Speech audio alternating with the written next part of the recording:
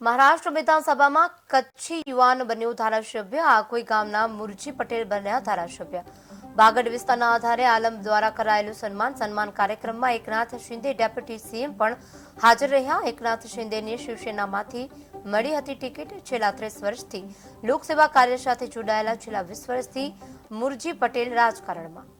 સર્વપ્રથમ હું વાગડ વિકાસ સંઘની પૂરી ટીમનો કાકા સાથે બધાનો ખૂબ ખૂબ આભાર માનું છું। મારા જેવા એક સામાન્ય કાર્યકર્તા અહીંયા બોલાવી અને સન્માન કર્યું અને હું અંધેરીપુર આ વિધાનસભાથી આવું અને જનતાએ મને ભરભરીને મતદાન આપ્યું અને મને જીતાડ્યો અને અમારા નેતા એકનાથ શિંદે દેવેન્દ્ર ફડણવીસ છે એમને મને ટિકિટ આપી અને આજ હું ધારાસભ્ય।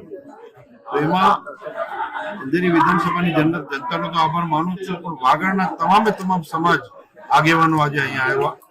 વિકાસ આપણા આગેવાનોએ આજ અહીંયા